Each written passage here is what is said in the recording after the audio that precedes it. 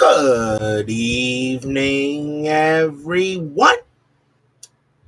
This is Robert. RJL Network presents a special State of the Network address. Welcome, everybody, to what's today's date? November 2nd, 2025. Welcome, everyone, to a State of the Network address, which is something I usually do when I have completed an inside pitch season. And we now get to talk, and of course, after the season review and reveal show, and I get to say hello to all you guys out there that would like to chat, speak your mind about something. Got a Mets jersey behind me to go ahead and close off the light a little bit, make it a little bit easier to see. So, so today, it's usually spend an hour or two just to talk to you guys and see what you guys liked about the previous season, what you want to maybe see in the next season of Inside Pitch. We'll talk about other stuff as well, not just Inside Pitch Advanced and whatever. I know people got some questions and such, but it's just a day I always like to do one of these before usually right after a season. It's always good. I was going to do it last night, but I wanted to see Game 7 of the World Series, and I am very happy I did. That was one of the best Game 7s I've seen in a very long time. That's one of the best baseball games you will ever see in a very long time. I am very happy I watched that. Very happy. And of course, and the thing about it is that, and the thing about last night's game, just reminded me of Game 3 of the World Series that we had here in 1999 between the Astros and the Rangers. The Rangers were 1 out away from making that series 2-1. Then Craig Biggio goes ahead and hits a home run to tie it, and then the Astros win it in extra innings. I know for a fact what Major League Baseball did. They went ahead. Major League Baseball watched my game of the 99 World Series Game 3 between the Astros and Rangers, saw Craig Biggio hit a home run on the top of the ninth. So they go ahead and tell Miguel Rojas to hit a game-tying home run on the top of the ninth in Game 7 of the World Series. Major League Baseball has been watching my streams. I am now totally convinced. They just didn't wait for 2 outs. They just waited for 1 out, and then they went ahead and did it. And if you believe that, I happen to own the New York Mets, which I don't. Let's see what we got here. Let's see. Clay Baseball fan, Ernest Cruz, Jeremy Brooks, Doug Hunt, Steeler fan, of course. Yeah, good to see everybody here. So that was one heck of a game. I feel so bad for the Blue Jays. I feel so bad. 2 outs away from winning the whole ball of wax. And Miguel Rojas, the most unlikely of home run hitters, goes ahead and smacks one. And as soon as the ball left the bat, I already knew it was gone. And then on Will Smith's home run, as soon as that ball left the bat, I knew that was gone. I gotta go ahead and the Goat Whisperer joins us here. I gotta go ahead. I gotta give credit to the Los Angeles Dodgers. They definitely deserved that World Series. The Blue Jays did too. It was such a great game. It went back and forth. What was it? Hoffman goes ahead. Hoffman goes ahead and blamed him and he was blaming himself for giving up the home run. I want to actually give the man a hug and say, hey, guy, okay, the Blue Jays left how many men on base? It wasn't your fault. All right. The Blue Jays left, 13, 14, 15 men on base? It wasn't because of you. Yeah, you served up a grapefruit, but no, the Blue Jays had so many opportunities to win that ball game. When you have bases loaded and nobody out, kind of like how my streams go, bases loaded, nobody out, and you get nothing. You lose. Good day, sir. And that's really, Hoffman wants to blame himself for it. The Blue Jays lost that game on any number of reasons. I will say one thing. The umpire behind the plate couldn't call balls and strikes to save his life. He called so many pitches outside strikes. I don't know what he was looking at, but he called so many ball strikes. I'll tell you, that report card on that umpire last night, I would give him an F. He gave him so many bad calls at the plate. I wanted to call a strike. I said, "Are you kidding me? That was way outside." So yeah, he had a bet. Yeah, yep. Actually, a bench emptying brawl, a rare play. So I really gotta. I feel so bad.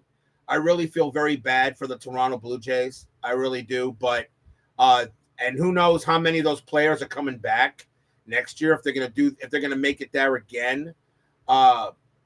Yamamoto absolutely deserved the MVP. I have no problem giving Yoshinobu at Yamamoto the MVP. He was 3-0, 3-0 and a 3-0 and a save, 3 wins, no losses and a save. To win to win it. I mean, a complete game. Also, I have no problem giving Yamamoto the MVP. No issue with it at all. I totally understood. Totally got it. No problem with that. No problem with that. It was one of the better World Series you see. I mean, an 18-inning Game 3 that could have decided everything. That Game 3 was huge. Freddie Freeman hits the game winner in Game 3. The Blue Jays had so many opportunities. I mean, the Blue Jays, you had 2 games to not. You did the same thing.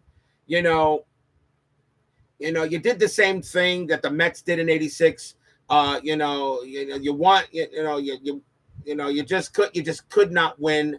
You lost Game 6. You lost Game 7. It was just, I feel I have no issue, with the Dodgers winning it. I mean, I wanted the Blue Jays to win it because Toronto hadn't won anything in 30 years, but the better team definitely won that series last night. That was one hell of a game, and I'll definitely give it to them. There's no doubt. I have no issue with the Dodgers winning it.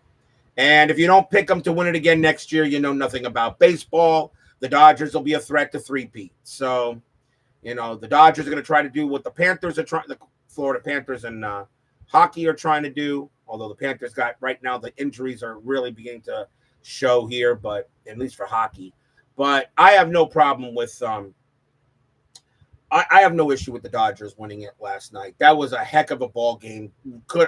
The Blue Jays just 2 outs away from winning it, and Miguel Rojas, and you heard and all the air out of Rogers Center just left after that home run. And I think even they believed that there was no way the Blue Jays were going to win that game, even when it was just a tie ball game. You had bases loaded, nobody out, couldn't get a run in. Dodgers are the same thing. The play of the game, however, I mean, the home runs were great, but that catch by Andy Pages, that was a Willie Mays type catch, although he did run over Kike Hernandez, try to get it, he did run over him out there. If he doesn't make that catch, the game is over. If he doesn't make that catch, the game is over. So what a catch by Andy Pages at center field. That was the play. That was definitely the play of the game. And I know we ran over Kike Hernandez, and Pages probably went over to him and said, "Man, I'm really sorry." And Kike looked at him and said, "Did you catch it?" And Andy said, "Yeah, I caught it." And said, "Then I forgive you. We're good. Then we're good." And then he went ahead and they head off the dugout. I'm pretty sure. All right, I'm pretty sure that's what Kike Hernandez said to him. I'm pretty sure he said that. "Did you catch it?" "Yeah, we're good. Let's go play some baseball." So I'm pretty sure that's how that discussion went. So that was a heck of a game last night. Yeah, congrats to Kershaw getting out of the World Series. He will finally retire, and yes, he's one of the greatest in baseball history. And as much as as much as Clayton Kershaw, is as good as he is in the regular season, I'm sorry, he's still not Sandy Koufax. So I'm pretty sure if you had a choice between Clayton, you had one game you absolutely had to win. Who's your starting pitcher? Clayton Kershaw or Sandy Koufax? I think all of you will agree. Sandy Koufax every day of the week, except on Saturday and twice on Sunday. So I'm pretty sure all of you will say Sandy Koufax over Kershaw. So yeah, Kershaw definitely one of the greatest of all time. But he's still not Sandy Koufax. Koufax dominated in the playoffs. Kershaw did not. So, but Kershaw definitely one of the greatest of all time, and he's good enough where now he goes into my number 5 slot. As now he will platoon with Pedro Martinez in the 5 slot right now. I'll kick out Greg Maddux, and I'll put Clayton Kershaw in there. Yes, the force of the play was what the plate was huge too. You know, I mean, there was so much, what was happening. So in that game, but yeah, I'll always take. But yes, I agree with you. Go Spur, definitely. You got to take. I don't think you can ever take Koufax over Kershaw. I just don't. Kershaw and Koufax. I don't think you can't do it.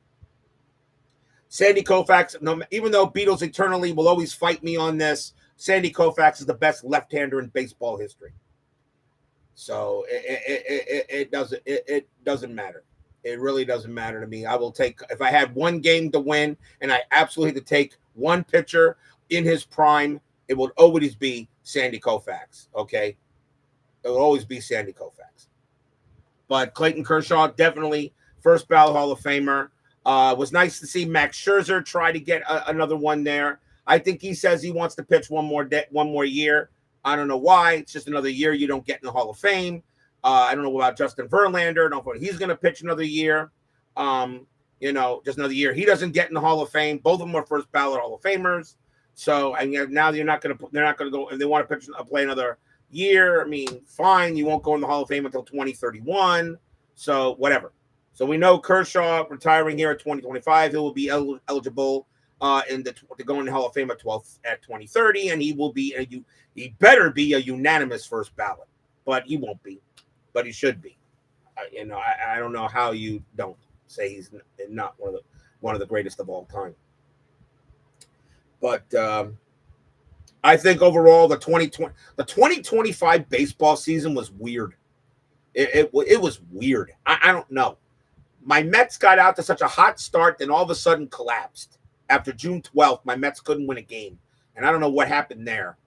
And the Mets are keeping Mendoza another year, which I don't know why. But okay, fine. They're changing coaches here and there.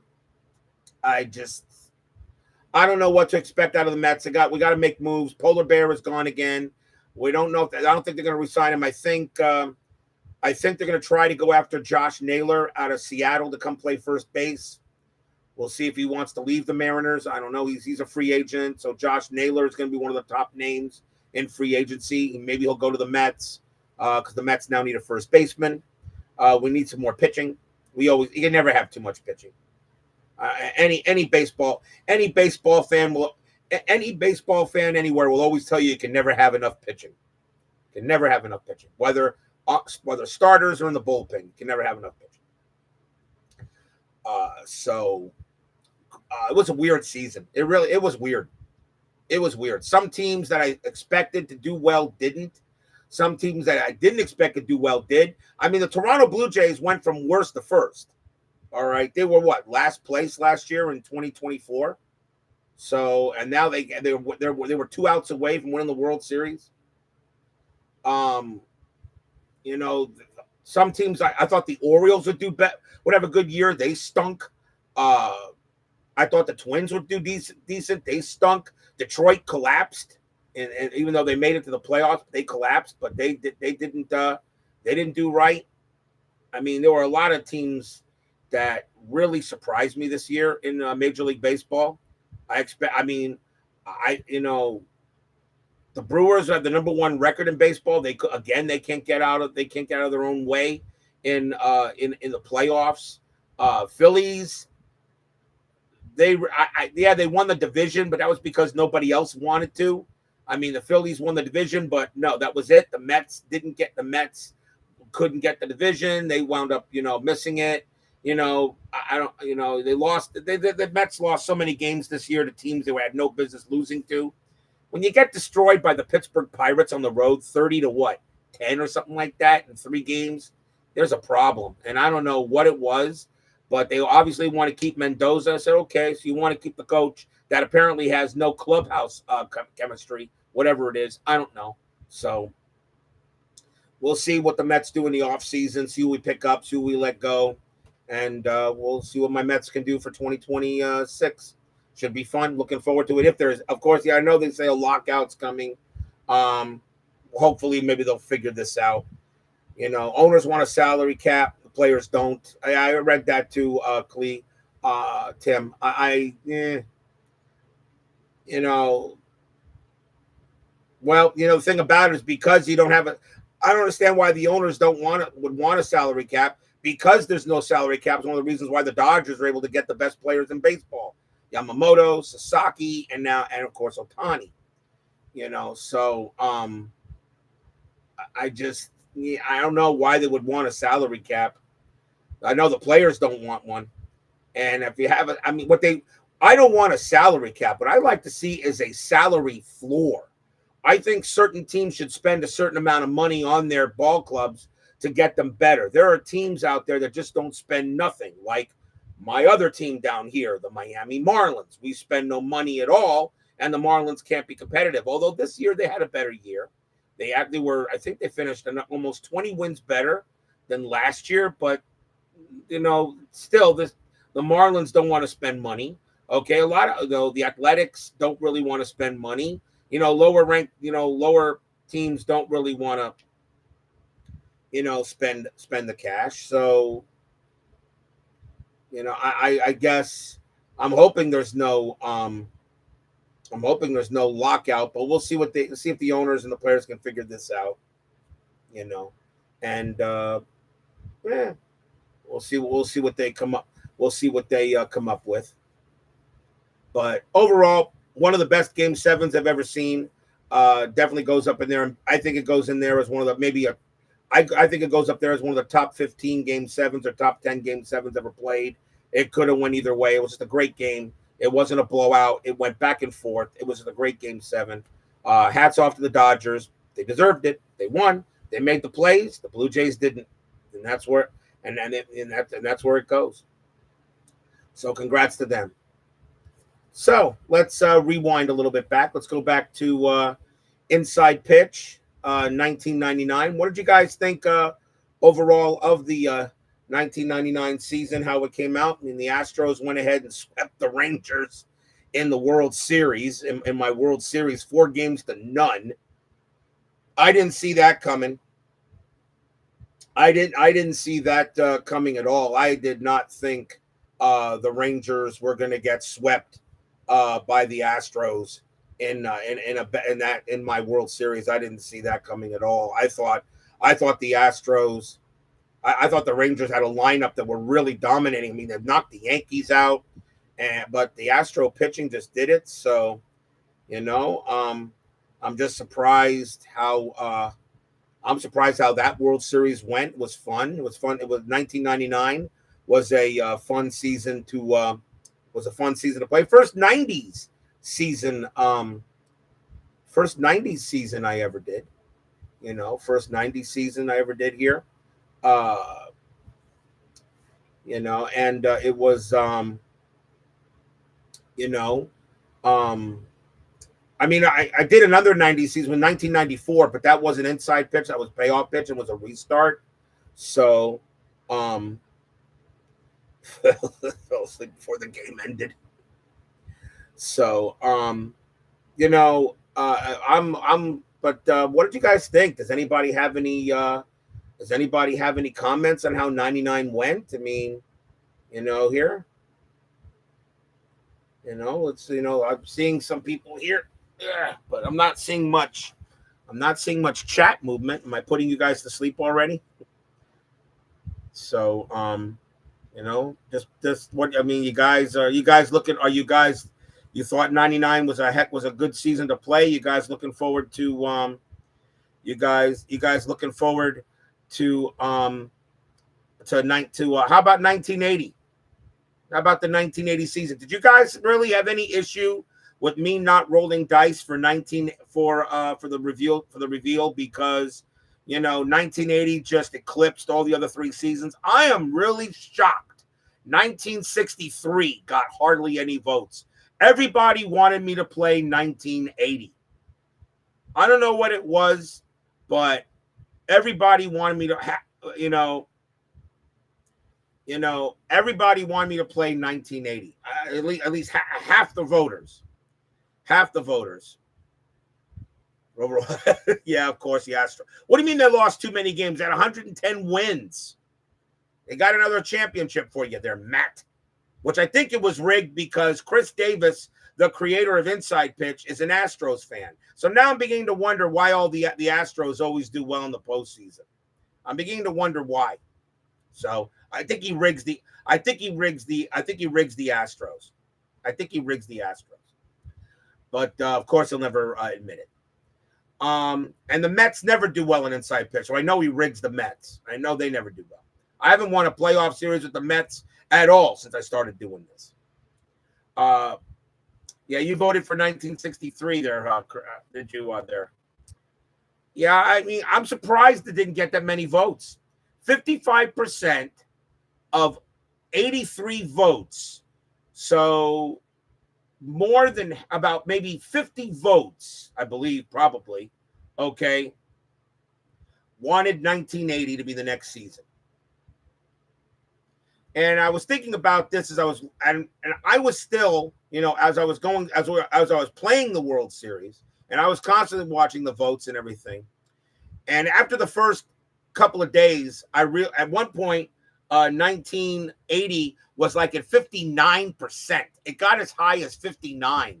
I said, gee, okay. I mean, I could probably still roll the dice here, but I'm going to tick off a lot of people that want me to play this season if 1980 does not win the dice rolls. So, and the reason why I like rolling the dice is because I want to be surprised also. I don't care which season I play. I don't care if it was 1945. I don't care if it was 1963 or even the 2020 season. I know nobody wanted me to play that, but 2020 will always still be in the selection cards. And I've decided that if 2020 is ever chosen, I will do 1 game per 1 day of baseball. And it will still take me about 3 months to play it because they only had 63 baseball days in the 2020 season. So I will still do it, but it will be a 1 game per 1 day of baseball instead of 1 day per 3 days of baseball. If I do 2020, if that ever comes up again. But nobody wanted that. I understand. If I think 2020 would be a fun, for a lot of perverse reason why I see how that Joe Card charge for so sharp enough. I think 2020 would be a fun year to play. Still be a quick year, but it would be fun, I think. But as I said, I digress. So I go back to looking at the vote totals, and I say that, and I said to, I went ahead and I already emailed Chris, the creator of Inside Pitch, and I already emailed him and said, well, 1980 has a very big following right now, and I really do not think it would be fair to roll dice on a season that has the ultimate majority. So, because it covers all the other 3 seasons. I mean, if 1980 had like 39%, 1963 had 33%, and something like that, then of course it would have rolled dice. But 55% majority, yeah. That's the season I knew I was going to have to play. So I already told Chris even before the reveal show. So I already decided I was going to do 1980 even while I was playing the World Series. I just went ahead and kept it with you guys. Roll, make your votes. Do this, for the dice rolls. I had already decided that 1980 was going to be the next season. No matter what. The only way I would have rolled is if 1980 got down to if suddenly a whole bunch of other seasons suddenly got voted on. and I would have it would have had to have dropped down at least before around 45%. If it got to 45%, I would have considered rolling, but it never got below 55. So I said, you know what? Fine. It's going to be 55%. It's I just cannot see myself rolling dice against the majority that has pretty much decided this is the season we want to see on the channel next. There's midlife crisis. How you do?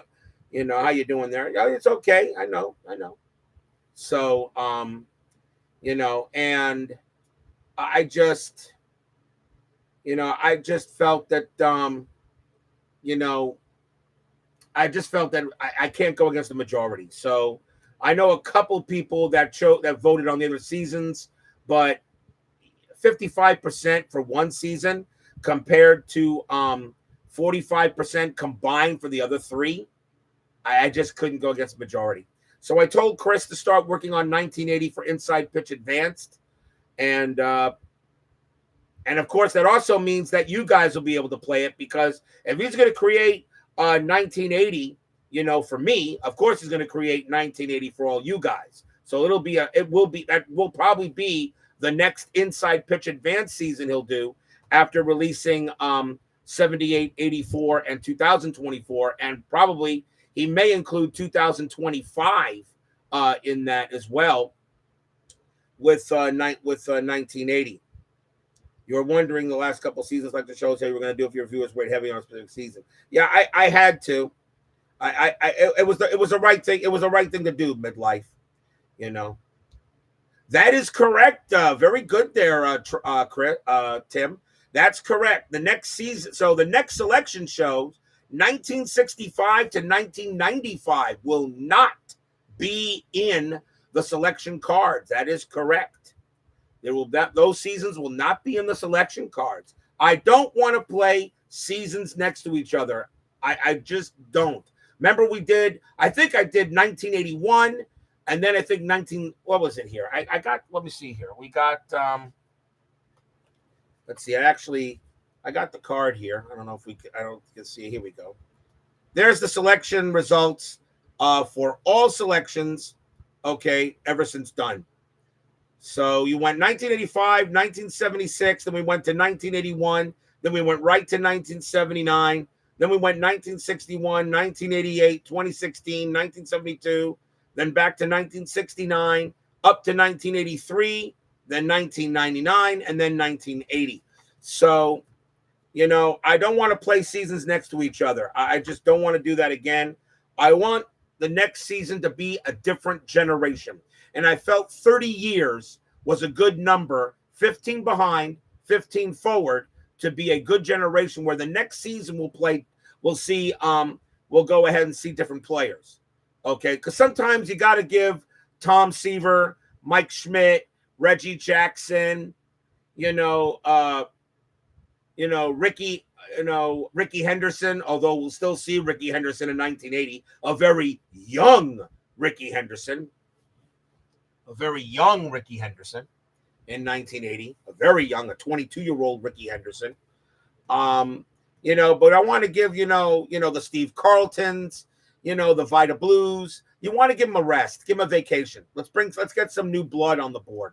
So when we go to the 90s, we get Jeff Bagwell, we get Craig Biggio, we get, Pedro Martinez, we get Greg Maddux, Mark McGuire, we get these guys. And the next season that we'll choose in the selection show will be 1944 to 1964. So one of those years will be from there.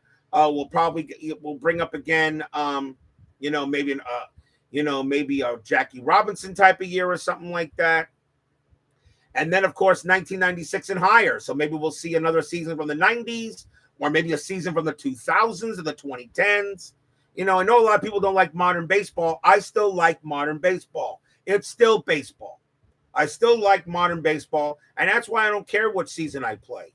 Okay? If 2020 had come up, I would have been looking forward to doing 2020. 1945 would have been fun. The only problem about 1945, I didn't know hardly any of the players. That's the only issue of playing seasons from like before maybe the 50s, because I didn't know hardly any of the players except for a few. There were only a few players that I knew that I saw in the 1945 season. I wouldn't have known hardly any of them. All right. So what I would have done is I would have watched some. What I usually do before I start a season, I watch some YouTube videos on the season. So, like I would have watched some YouTube videos in the 1945 baseball season to learn some of the players. I mean, Hal Newhouser, I knew who he was, and he would have started. He was going to start the opening day game I was going to use of 1945. I was going to have him start. It was going to be the Hal New. I think it was going to be the Tigers. I think I had the Detroit Tigers and was it the Browns? I think it was the Tigers and the Browns or the Senate, or I think something like that. Hal Newhouser, I think. In the 1963 would have been it would have been a Reds opening. It would have been, I think it would have been a Reds opening. 2020, I think I had chosen I would have chosen the Braves and the Yankees, I think, for 2020. But I had no issue with I had no issue. Good to see you there, Ron McGrath, V-Dub, and Mr. Steve Tate. Good to see you all, guys. Welcome to the network for a State of the Network. So, so I felt that I would have watched seasons on this, try to get some information, but I would have had fun with 1945.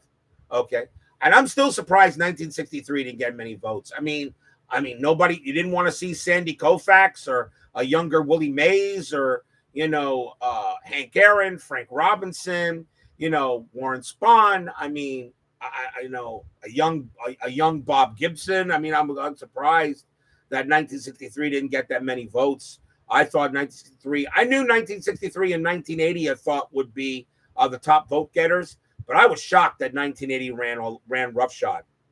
So, all Dodgers out, RJL. Yeah, I know.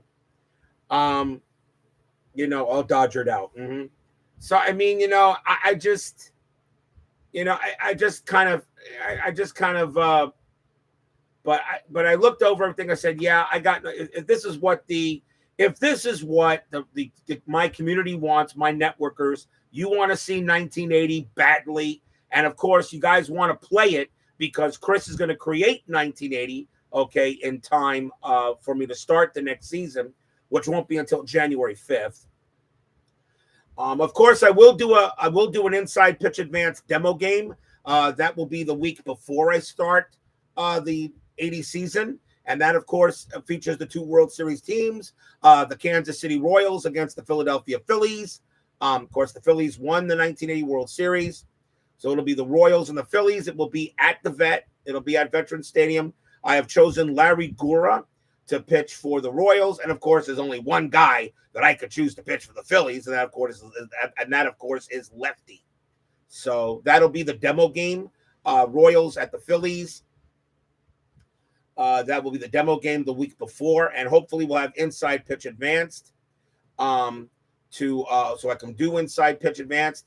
I have already pulled my 1980 classic inside pitch cards. I went to storage today and I grabbed my 1980 classic inside pitch just in case he can't get the advanced cards ready in time. So I will start with regular inside pitch until the advanced version is available, and then I'll switch to advanced. So I've already printed out the front. Like, you guys know me. If I wanted to start 1980 tomorrow, I could do it. I already have the cards. I've already printed the fringe players. I've already got, there's FastScore. There's FastScore 1980 season. I've already printed it out. I haven't done the schedule block yet, the first schedule block, but I could start 1980 tomorrow if I wanted to, but you know me, I love my 2 months off. My 2 month off season allows me to play other stuff. I know stuff that you guys don't care about, but I like doing it. So Marvel Champions, Arkham Horror. I will get some hockey. I'll get some hockey on the board again. Continue the Panther the 23-24 Panther season in Stratomatic. I will continue that. I'll do a few more games of that. I'm not going to stream at all this week. There's Craig Scarborough. After tonight, I'm taking a complete week off. I am not streaming at all the rest of this week. I got to have a break. So I'm not going to do any streaming. You guys know I usually take the first week off totally so I can rest and watch everybody else. So now I go ahead, because you guys know I stream every night and my voice can get a little hoarse once in a while. So I'll go ahead and I just want to take the week off and rest, and I pretty much I yield the floor now to everybody else. So I yield it to, even though they really don't need me to yield the floor, like Uncle Dave, Uncle Ron, Dave at Baseball Demos, ID Jester, I don't need to yield the floor to these guys. These guys command the floor on their own. Okay. Every time Uncle Dave has a stream, they're watching it. Uncle Ron has a stream, they're watching it. Baseball Demos, they're watching it. Jester, they're watching it. So, I don't need to yield the floor. They already command it. But they won't have to worry about me stepping on their feet for the time being for the next couple of months. So, so I'm just I got to rest and enjoy my off season. And of course, get ready for 1980. And I'm going to have a lot of fun with 1980. And once I complete 1980, I'm going to have I will actually have 3 consecutive seasons on the channel: 1979, 1980, and 1981. So if somebody wants to watch 3 years of baseball replay in a row, 79, 80, and 81 will be available. So, it'll be I'll have a 3 consecutive years, 79, 80, and 81. And of course, we'll have another. Of course, I do 2 seasons a year. So we'll see what the next season would start. So let me see. So if January 5th is going to start 1980, July 6th will be opening day of the 2nd season for next year, which of course we don't know what it is yet because we got to have a selection show when we do that when we get to the World Series. So July 6th will start the 2nd year of the of a 2nd season that I do, because I do 2 seasons a year. And I don't want to keep on doing this. I'm having fun. It's a lot of fun to do these. It really is. I'm surprised you guys don't get bored of me yet. Don't you get bored of watching some guy just rolling dice and moving cards around on a table? Don't you guys get bored of that? Don't you guys have a life? Oh. You guys got no lives. I'm rolling dice and you guys are watching me roll dice. What's wrong with you? Go out and go play go out and do something or whatever. Nope. I think if I don't put people to stop rolling dice, I think you're fine. I don't know how you guys. I don't know. I don't know. I don't know. I really don't know. That reminds me too. I was supposed to do a 1,000 subscriber video. I was supposed to do a 1,000 subscriber video because I wanted to do a special address for 1,000 subscribers, and I just couldn't get to it because I was doing because I was in the middle of the inside pitch seasons. I said, you know what? We'll talk about the 1,000 subscribers on the State of the Network address. So how about that, guys? 1,000 subscribers, 1K for me, huh? How about that? 1,000 subscribers. I mean, not everybody joins me in a chat. I don't know how many people subscribe just to subscribe. I wish every time I did a game, everybody would show up. I wish I had 500 people watching every game I did, but I know they don't. But I know a lot of people watch. I know a lot of people watch the replays. But, I am proud, Craig. I'm very proud. Yes, Doug. I got to thank, and of course, I got to thank you guys. I never, ever thought that I would be doing this for almost 5.5 years. 5.5 years.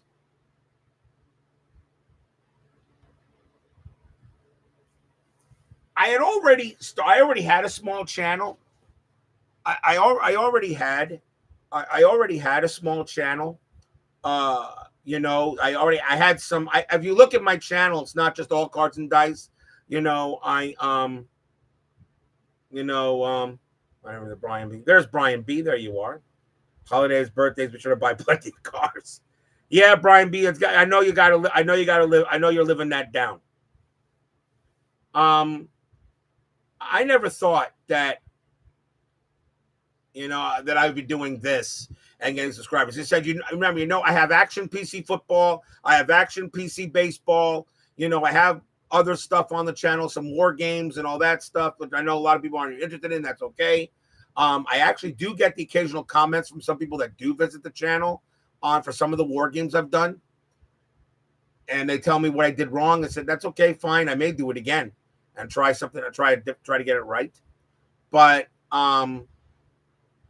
cards and dice,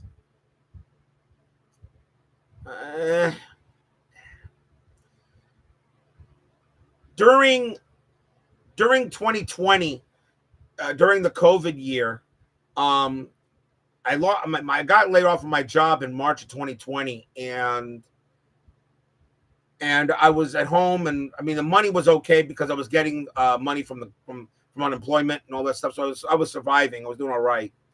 And one day I'm flipping through YouTube and all this stuff. I'm not able to work. I'm not gonna be able to. I already knew that around after April and May in 2020, I already knew I wasn't going to get back to work because of COVID. Nobody was hiring. There was no way I was working the rest of the year. So I said, okay, fine. So I got to find something to keep me busy, for a year. And,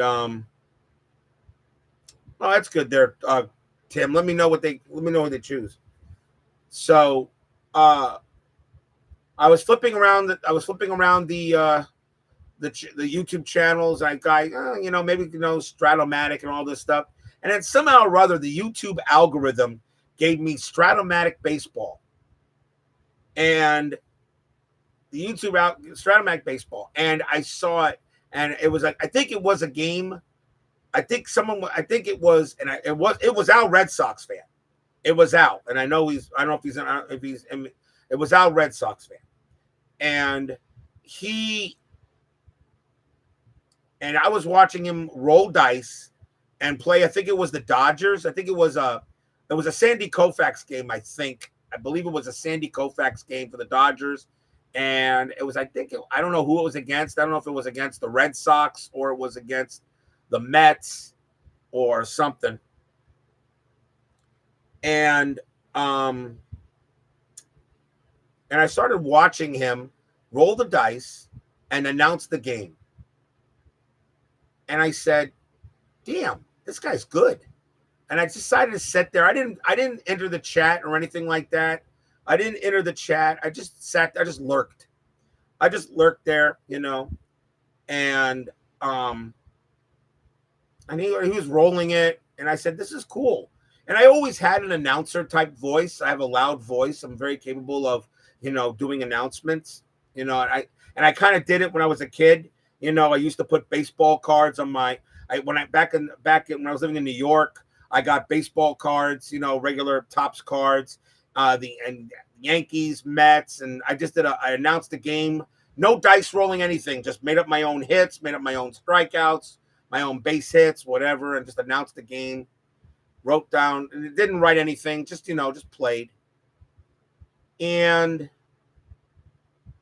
I drew a little baseball diamond on my carpet in permanent marker, something my mom still hasn't forgiven me for, but because there was no way it was coming out. And I was watching Al Red Sox fan do, and I said, this looks fun. Maybe I can do this. Maybe I can stream a little bit. I've got I got video game stuff on the channel, but that, I mean, you really can't. I mean, all I'm doing is just watching somebody play a video game. Why, just something a little different. So I said, well, maybe I should. So I said, I'm going to try this out. But the first question is what game to choose. As much of a Stratomatic fan I was, and at that time, I still am a Stratomatic fan. Don't get me wrong. I'm still a Strat fan. But I didn't want to play Stratomatic. I wanted to play something different. So I started watching, started looking at other channels, baseball board games. I think I might have typed that into YouTube or something. And I start getting, all these other games. APA baseball, which I didn't like anyway already because I don't like referring to charts for every game I don't like referring to a chart to get the result of play. I didn't like that. APA was never going to be a choice. Stratomatic was a choice was going to be a choice if I wanted to. But APA definitely not. Then I watch. What was it? Who was it? I don't think it was baseball. I don't think it was baseball demos. I don't think it was him yet. I think it was Jester. It was Jester, and he was playing Payoff Pitch. And he gave a review on Payoff Pitch, and he loved it. And I started watching some of it. I said, this might be it. This might be it. And after going through some other reviews on Payoff Pitch, I decided to purchase all the Payoff Pitch seasons. And then I said, well, let me try. And then, of course, I'm doing all the, I decide, and Tony Porter, there's another guy, Tony Porter. Okay. He liked Payoff Pitch also. But he recommended, doing seasons like, he recommended maybe not doing modern season. Maybe your first game should be a classic type season. So I think the first season game I did was the Black Cat game, 1969, between the Cubs and the Mets, and in Payoff Pitch. And I think that was an extra inning game that went like 15 or 16 innings. The first crazy game I ever rolled. And I did some other Payoff Pitch things. I think I did a runner-up series, the winners of the 1969 and the 2019 seasons that did not make the World Series, something like that. Yes, it was a live stream, Craig. It was a live stream. It was a live stream. Everything I've done since then has been a live stream. I don't upload videos. Too much time, takes too long for it to be done. I'd rather do it a lot. I'd rather do it. It's there too, Craig. It's in my channel. Every game I've done, I've not deleted any games. All my games I've done are there. All right. All my games are there. You can just type something in the search bar, Mets, that, and you will go ahead and. Do I ever watch my old ones? Yes, I do. I sometimes do watch the old ones, see where I messed up, see what I've improved on, and whatever. I do sometimes watch the old ones. So then, of course, I said, okay, how about a season? So I thought maybe, and Joe Bryan, the creator of Payoff Pitch, he had 1994 done. I said, well, 1994 was a very good season. It just wasn't finished. So I said, well, let me go ahead and try to complete the year. And I did. And we had some very good games, including Steeler fans' favorite baseball game of all time that I've done in that 1994 postseason I did. Steeler fans' greatest baseball game he's ever seen me play. I know for a fact he watches that game over and over again. I know he does. He'll deny it, but that's why he's such a great Bill Swift fan. He loves Bill. He loves Bill no-hitter Swift. So, and we had a great time with 1994. The White Sox won that World Series in 7 over the Montreal Expos in the 1994 restart that I did for Payoff Pitch. And then we moved in, and then of course I did a selection show, and 1985 came up. Now, of course, I was still doing Payoff Pitch, so a lot of the inside pitch seasons that were available were not available for Payoff Pitch. And so then so we go ahead and start 1985. 1985, I decided to do one game per 2 days of baseball. It would take too long to do a season. So I did one game per 2 days of baseball. So at least over 80 to 90 regular season games before I get to the postseason. It took a while to do it. It took a while to get through a regular season. And I didn't have FastScore at the time either. I was using Joe Bryan's quick play option, which I still think is excellent. But while I was playing 1985 through payoff pitch, I was rolling dice during one game and I started getting a little bored. I was actually playing a baseball game and I was getting a little bored. Payoff pitch was missing something. After rolling it for a while and all of this, it was missing something. There was just something about payoff pitch. As much as I love the game, and I do, and Joe Bryan, if you ever watch this video, trust me, I will never put your game down. All right, you were the first, but it was missing something. It's just missing something. I didn't know what it was. It was just missing something. And then I decided to go ahead and turn on baseball demos. And he's doing an inside pitch game. I think it was the Cincinnati Reds and the Philadelphia Phillies. I think it was a 70s game. I think it was a 76. I think it was a 76 game between the Phillies and the Reds. I think 76 or 75. I don't remember what year it was. I think it was 75. Maybe it was 75. I don't know. And I'm watching him roll the dice. And I'm seeing the mechanics of inside pitch. And I said, this looks fun to play. This looks fun to play. I decided to start purchasing the inside pitch seasons. So I started at the beginning, 1956, started getting all the seasons that he owns, that he has, 1956 and up and up and up. And he had a lot of holes in his inventory. You guys know, all right, in 2020, all right, YouTube block. What are you talking about there? Bill Swift's your favorite player. I know for a fact you have a poster of him on your wall there, Matt. You have a poster of him on your on your wall. And of course, and you do have, of course, the historical scorecard from that game, right? If you don't have I know I have the scorecard somewhere. I'll go ahead and email it to you. Okay, it's on your ceiling. I'll go ahead and I'll email you the scorecard. Okay, I'll take a picture of it and I'll email you that scorecard, or I'll text it to you. I'll Facebook it to you. All right, you'll see the scorecard. I got it here somewhere. Okay, of that scorecard of that awesome San Francisco Giants Astros game from 1994. I know you're going to want that card, and I know you're going to frame it and put it up and put it somewhere. I know you will. So absolutely, I know you want that card. I'll get it to you. Don't worry about that. Yeah, I know. And nope, you don't have to pay me. I'll give it to you. I'll give it to you free of charge. I'll give it to you free of charge. I'll give it to you free of charge there, Matt. I won't charge you for the scorecard. Don't worry. For that wonderful scorecard, I won't. Trust me, you will love the scorecard.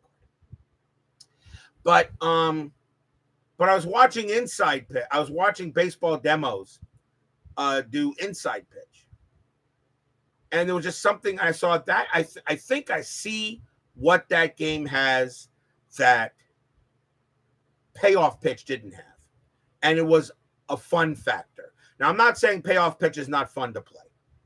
Payoff pitch is a lot of fun to play. But there was just something missing there.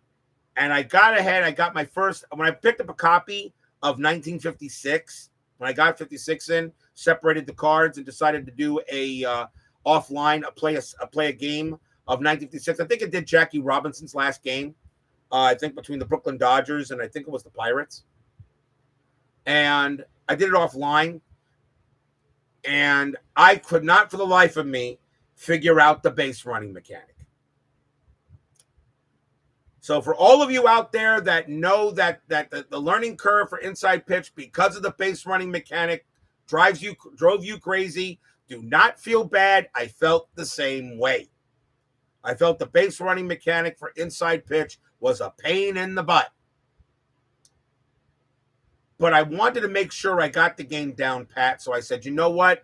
I don't care if I don't know if the learning curve is that. I want to learn this game. So I practiced.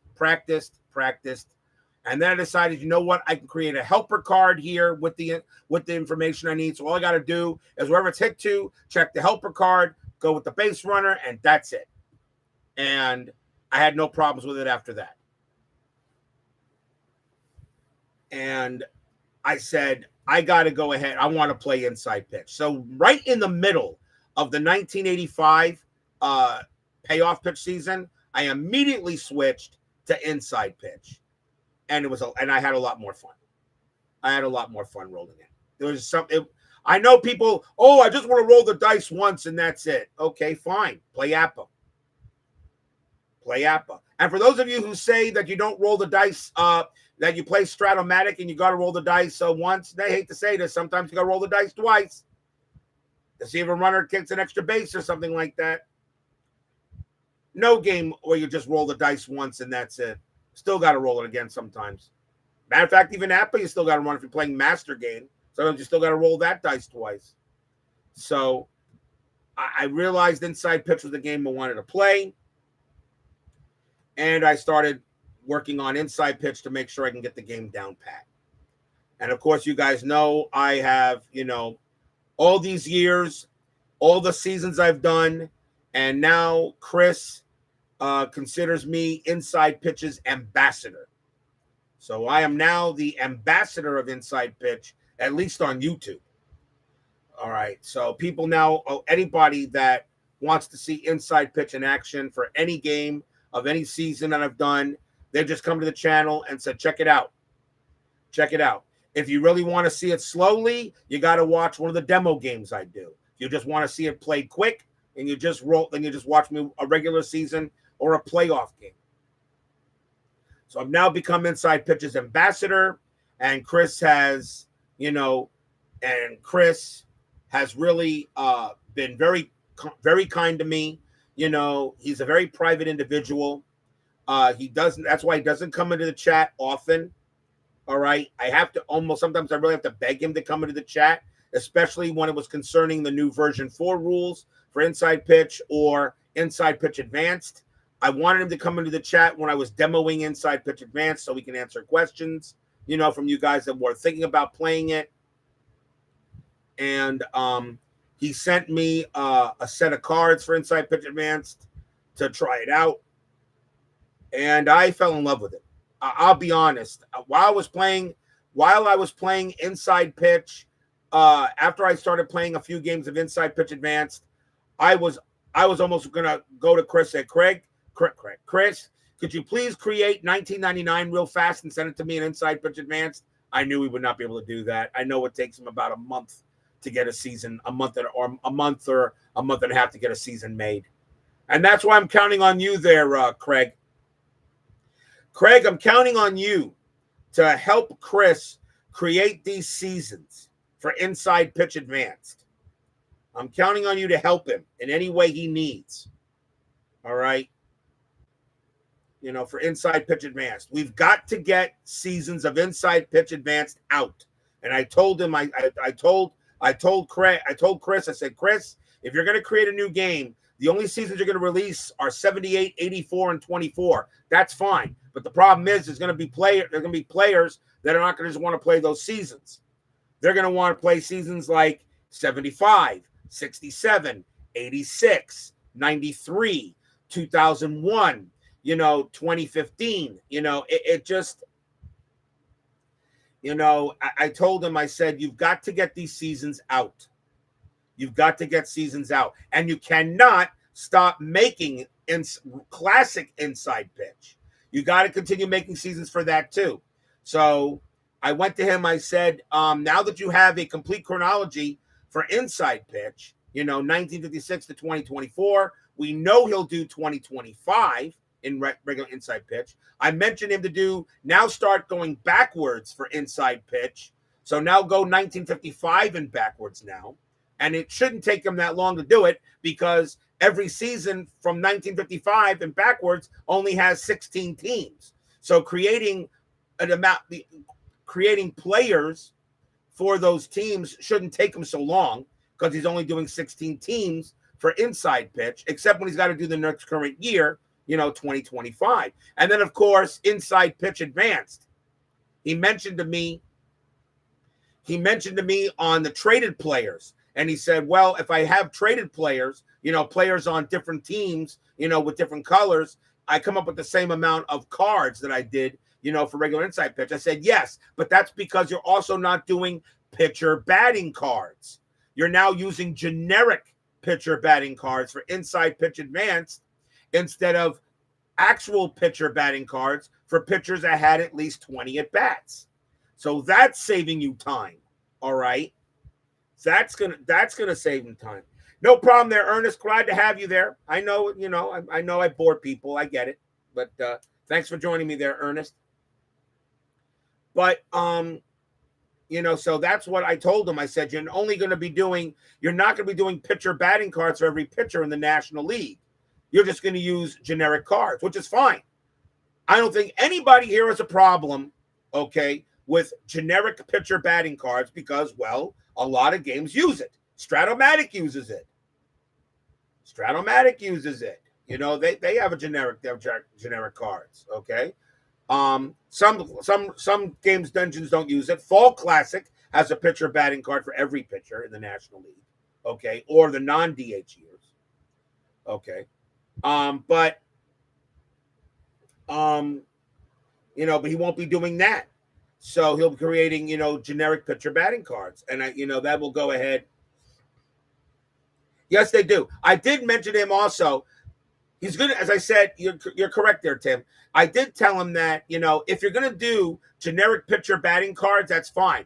But check the stats. For some pitchers, you may want to create a batting card for them. For some pitchers that have a very good season. For instance, Don Drysdale. Mike Hampton from 1999 had a dominating pitcher hitting card. Okay. Maybe for some pitchers, you may want to create a card for them. But if they were just generic, like under 200 or under 200 batting average or something like that, just a generic card will be fine.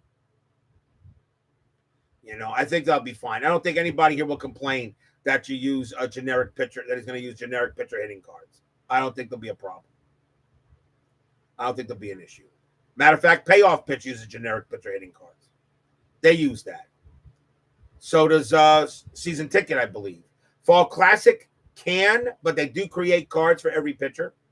Fall Classic, which I still think is a great game. But Fall Classic started, I kind of feel a little bit that I cheated myself doing splitting Fall Classic with Inside Pitch in 1983. But I'll never do that again. I won't do that again. But Fall Classic's a great game still. But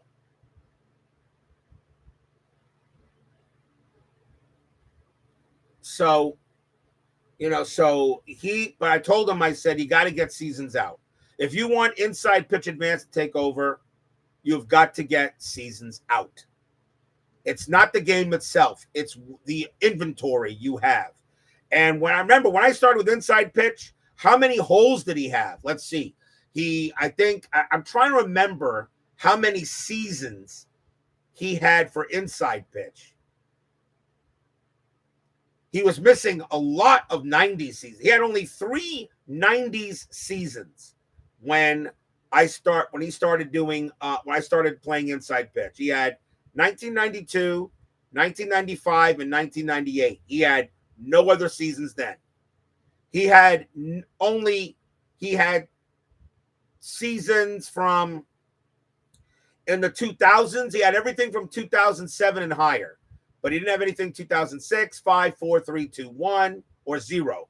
He didn't have any of those seasons at all. He didn't have any of those 2000 season. We had everything from 2007 and up, because that's when he was starting to do the game. He was missing a lot of 80s years as well. He was missing like 83. He didn't have 83. He didn't have 87. I don't believe he had 80. I don't think he had 89. I don't think he had 89 yet. I think he had all the 70s here. He did have all the 70s years. He had all the 70s. He did have all the 70s. He was missing a few 60s too. He didn't have 1960. He didn't have 1960. That season wasn't available when I started doing this. But I went ahead, and he came on the chat one day, and I told him, I said, Chris, you got to get those seasons out. Okay, I understand. Chris likes seasons from the 70s and the 80s, okay, the late 60s and the early 90s. That's when he prefers. That's his love of baseball. Anything in the 2000s and the 2010s, okay, he doesn't like the modern day baseball that much. I told him, I said, Chris, I completely understand how you feel. And if you want to sell this game and you want to make this game available to all sorts of players, not just old players, but young, your feelings are irrelevant. You must create the new seasons. You must get them out. Even David Baseball Demos wants to play 2002. He wants to play the Moneyball season with the Oakland Athletics. He wants to play Moneyball. He wants to do the 2002 season an inside pitch, or some game engine he wants to do it in, because he wants to play Moneyball in 2002. But but I told him, I said, you got to get seasons out. And now you're going to start Inside Pitch Advanced. You got to get seasons out. Really, he should get one season per month out.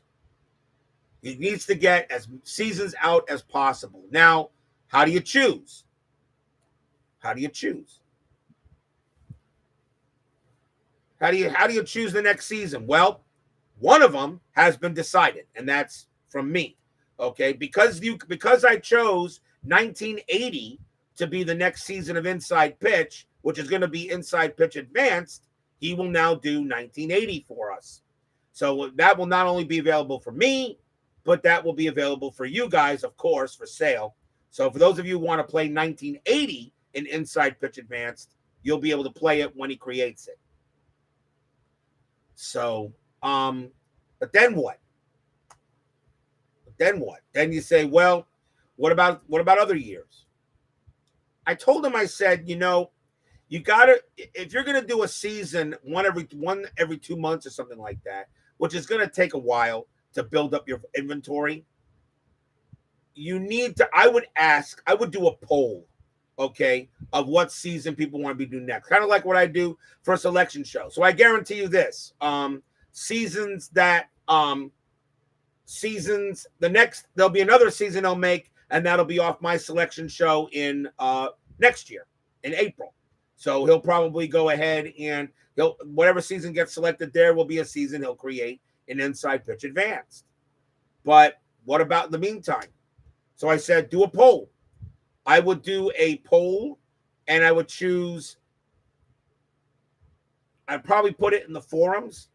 And I told him, I said, you should do a poll and choose a season from each decade, from the 1950s to today. Choose a season, all right, that you think people would want to see. And he asked me for suggestions. I said, well, from the 1950s, probably 1950. I would probably, and of course, he has the seasons in Inside Pitch, of course, regular. But 1950s, I said probably like 1954 would be a great year.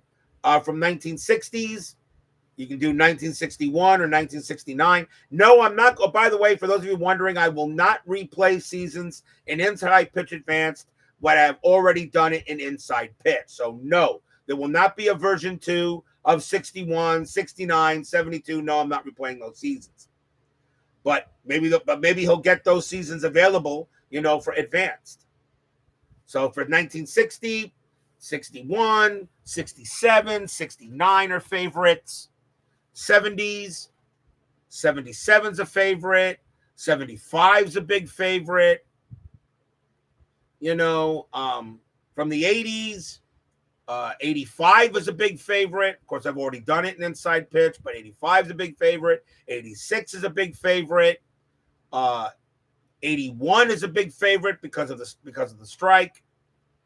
In the 90s, 93 is a favorite. 98 is a favorite because of the home runs. 94 is a favorite because it wasn't completed. In 2000s, 2001 is a favorite. 2000's a favorite. 2004, the Red Sox break the curse. That's a favorite. In the 2010s, 2011 is a favorite with the Cardinals. 2015 with the Mets is a favorite. 2017, the trash can year. Steeler fan knows about trash cans. Well,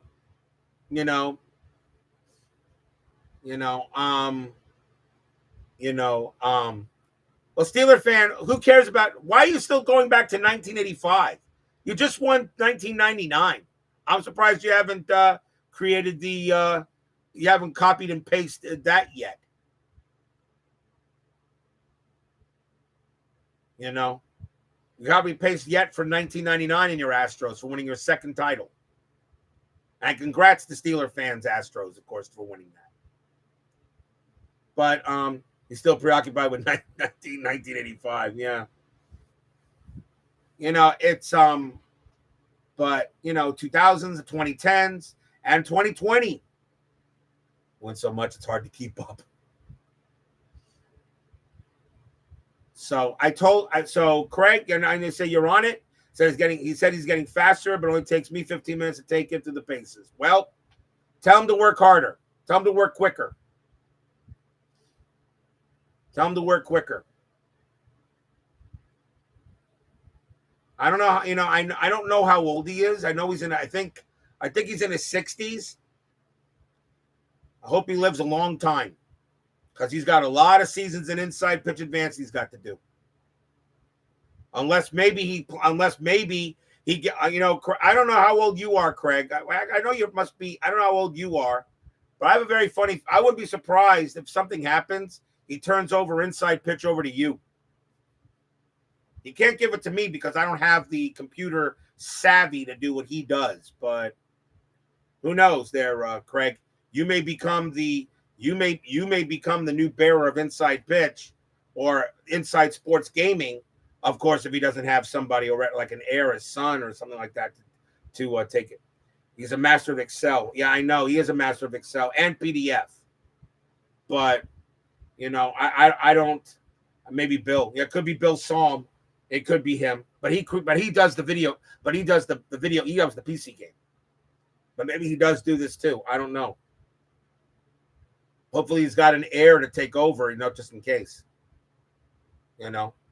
So, yeah, Sim 9 looks amazing. Sebastian Volvo. Welcome, by the way. Yes, I am definitely looking forward for Sim 9. You've got to send me that file. I got to see it.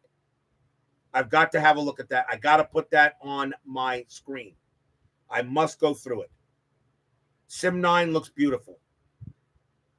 Let Lee Anthony Crook still do Glory Days boxing. Nobody does Glory Days boxing like Bleacher Bums Gaming. Of course, that's his game. He's the expert at that. Lee Anthony Crooks was another guy I watched. Thanks to him, he got me under this too. But as I said, someone's gonna have to take over inside sports gaming in case something happens. We got to keep it going. Unfortunately, it can't be me. I don't have the ability. I can be the ambassador of the game, but that's it. But yeah, Sim 9, whatever there, Craig, you need to send me that file whenever you're ready to send it to me. Not until it's ready. I'm in no rush. I am not in any rush, bro. I am patient. I am a patient man. Don't worry about it. No rush. The world is not coming to an end. unless it is and nobody's bothered to tell me about it. And I haven't seen the sky falling recently, so no. Whenever it's ready, remember, it's okay, Remember, inside pitch and inside pitch advanced, okay? They are never late or early. They arrive precisely when they mean to.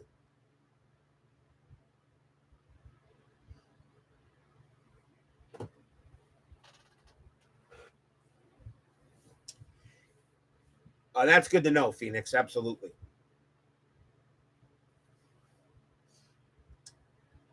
So that's what he's got to do for inside pitch advanced. I'm so looking forward to doing a full inside pitch advanced season, and 1980 is going to be a blast.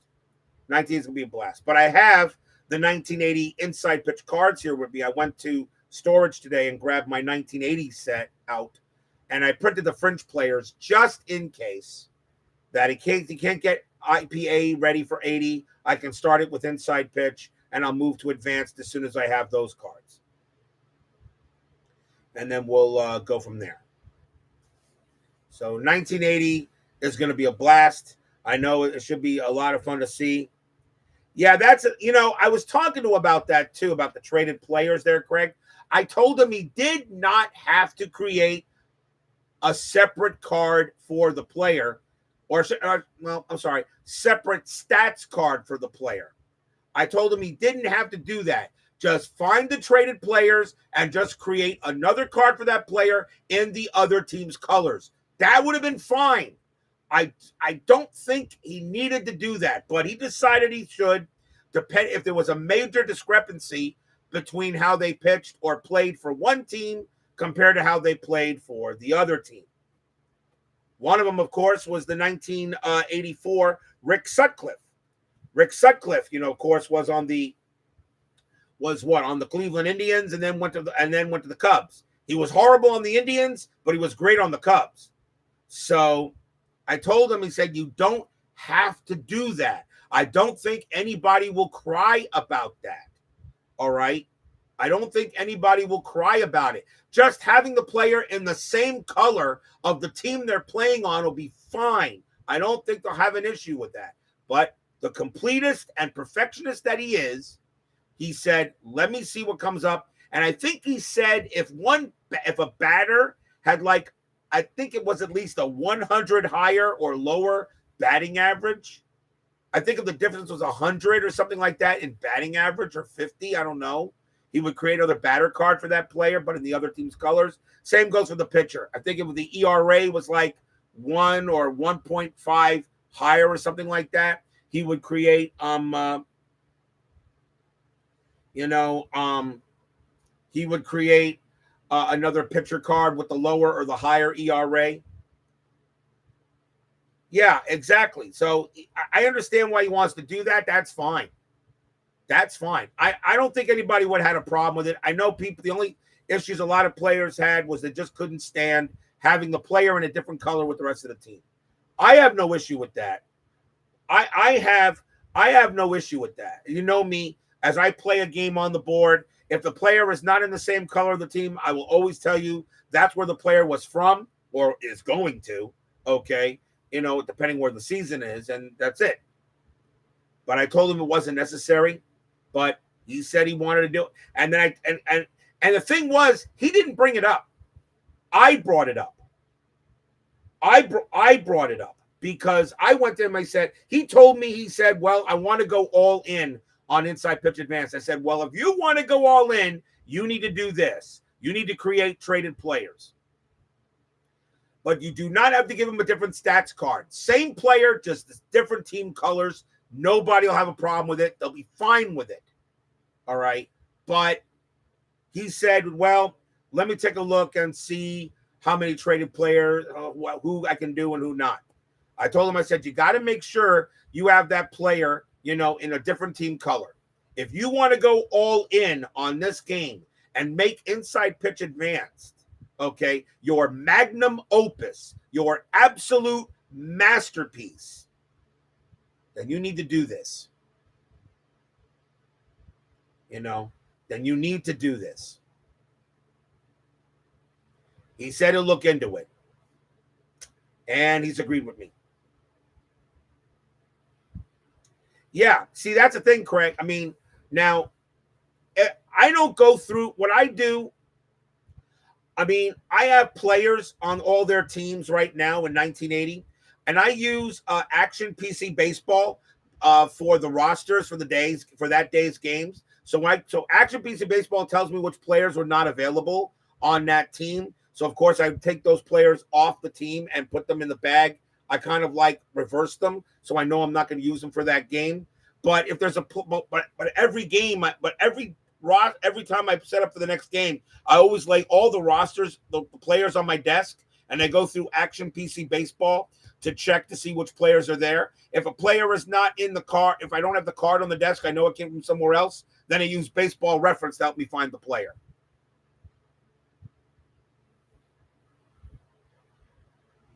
You know, there is a repository for that. I saw it somewhere. I forget. I saw it somewhere. There is a repository for that somewhere and traded players. I forget where I saw it. I did not, and I know I didn't bookmark it. I did not bookmark it. There is a repository for traded players. There is. Yeah, you've seen daily transactions, but not a daily 25-man roster. See, I can get the daily 25-man roster from Action PC Baseball because when I do a regular season of Inside Pitch, I'm using Dave Cook's Action PC Baseball, and I'm having it simulate with me. So I'm having it simulate with me. So every time I do a day, I have Action PC Baseball run the 3 days, and the stats that Action does is meaningless. Okay, I'm just doing it just to get the correct rosters for the next day of Inside Pitch, and then I get to that date, click on the team, and there's the roster. And if the player is not available, then I know I'm not using that player for that game. All right, so Action PC Baseball does that, and Action PC Baseball this year maybe.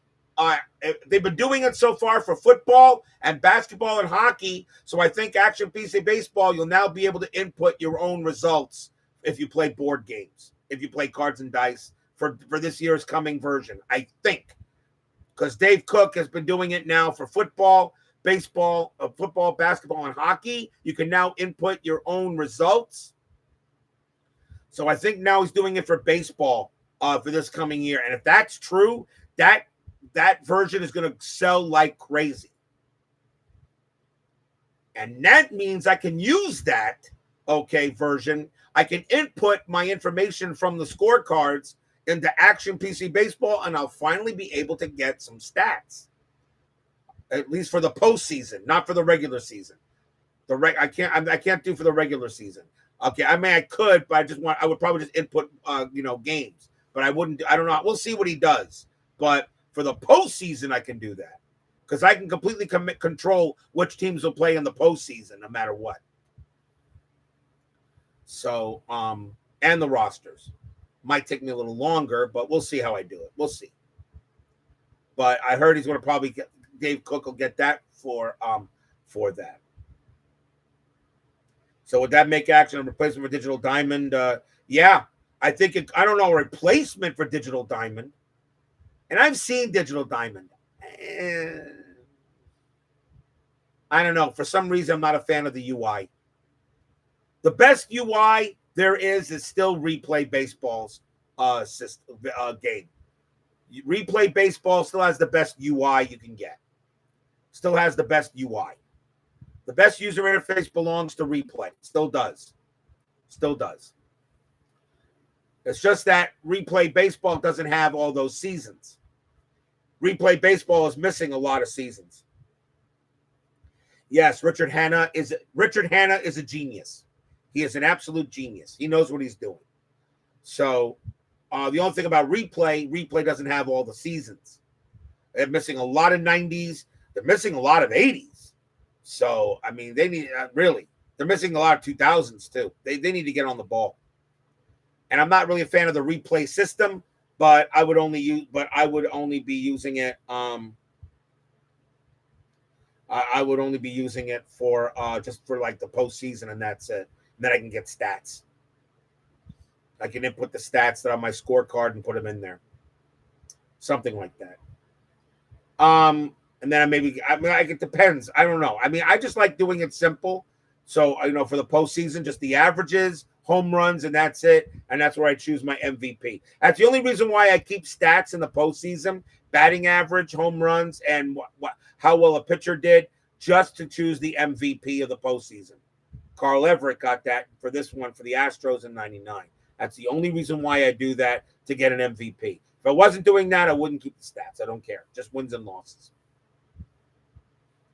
Just to get an MVP. But I agree. But there has to be. He has to get seasons out for inside pitch advanced. He's got to get him out. Otherwise, the game won't sell. It won't sell. I know he's not doing this all for his health. If he wants to sell this new game, okay, he's got to get seasons out for it. The players that people want to play. May not. 78, 84, and 2024 are very good choices. The most modern, the most current season, of course. 1984, a great year, okay, and 1978, a great year. But a lot of people want to play the Mets. They want to play 1986, or they want to play 1969. They don't want to play 80, 84. Well, the Mets weren't too bad in 84. They stunk in 78. All right. Some people want to play, the Phillies of a championship team. They want to play 1980 or 2007. So, I told them, I said, you got to get seasons out. Got to get them out as soon as you can. Download the file, load it up in Excel, populate it, send it to Craig Scarborough, let him run it a million times, send it back, print it, get it on the website. Find out all the traded players, create an extra card for them. If you think they need a new stats card, fine. If not, just put them with their new team, and you're good. That's what I truly recommend to do it. But it's his game. I just play it.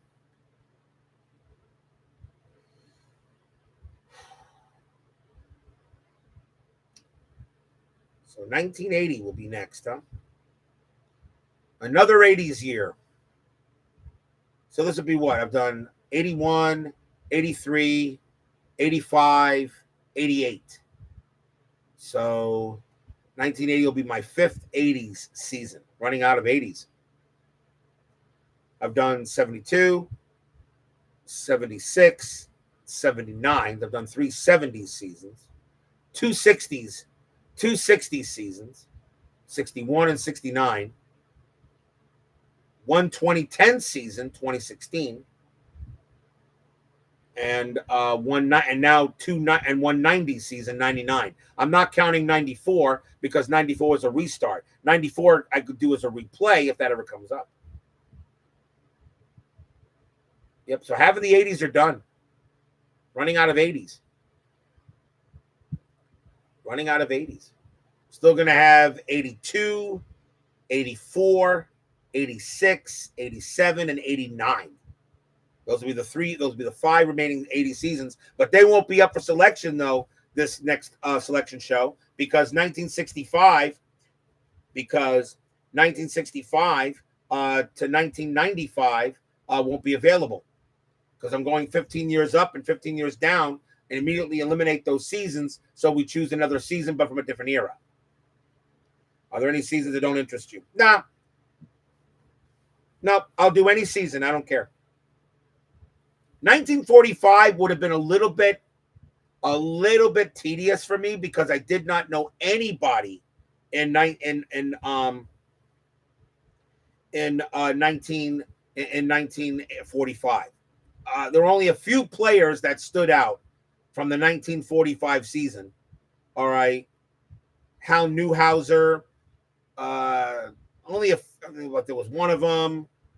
Ted Williams, of course, hadn't returned from the war yet, so he wasn't in this. He wouldn't have been in the set.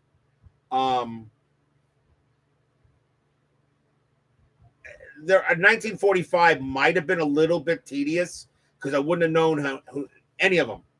I don't think I would have known hardly any of those players. I wouldn't know what I was talking about. I had no idea.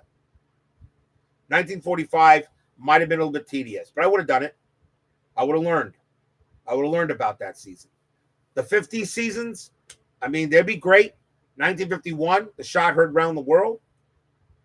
1956, Jackie. I would love to do a season with Jackie Robinson in it. A young Roberto Clemente. The 60s. That's why I was looking. I thought 63 was going to win out. I would have loved to do a good. I mean, I did 1961, but Sandy Koufax in 61 was just beginning to turn into what he was then. In 1961, he went 18-13, and had a high ERA. It was 1962 when he became the Sandy Koufax. And he owned baseball for 62, 63, 64, 65, 66. He owned baseball. So 63 would have been a great Koufax year. Would have loved to play him. Willie Mays, a 1963 Mets team that was, horrible. It would have only had 20 baseball teams, so it would have taken the top 5 teams in each league. So, I mean, there are no seasons that don't. I'll do any season. I'll learn about the season if I don't know anything about it. 1980, I already know some about it, but I'm going to do some refresher work on the 1980 season and see what I'll learn. Give me 1 second, guys. I got to go get myself a quick drink. I got to wet the whistle. Stay put for a moment.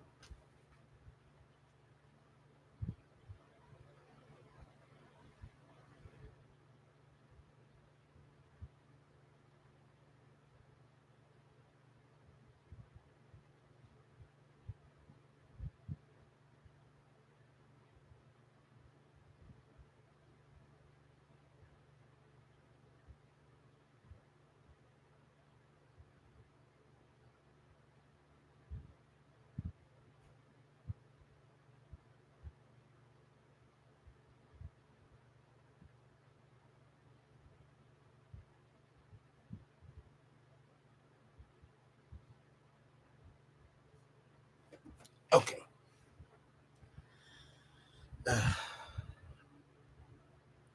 Good to see you there, Dr. D. They still haven't fixed these stupid. YouTube still hasn't fixed these names. I wonder if that's on my end. I maybe I don't know why I'm doing that here. New York Yankees 78. Awesome show tonight. Can't tell you how much I enjoy your inside pitch games. You're going to be to play inside pitch. Don't see one of your games night all. Okay, they're New York. Okay, they're New York Yankees 78. If that's Yankees Bob, I'm not sure if that's Yankees Bob. I don't know which one that is. I thought that YouTube had fixed that, but I guess not. I don't know how. I thought they fixed it. I may have to look at it later. I don't know why it's still showing the email addresses and not the thing here. I don't know. I thought there was Sal Valente. Well, Sal Valente. Okay. Thank you there, Sal. Like I said, unfortunately, they're showing me the email addresses. They're not showing me the names. I don't understand. I thought they fixed that. I don't understand why they don't do that. I don't know why they got back to that again. I don't get it.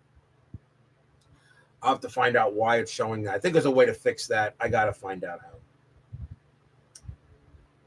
how. But 1980 is going to be a blast. And the Yankees in 1980, they're a contender. The Astros again are a contender. The Phillies, of course, they won the World Series that year, a contender.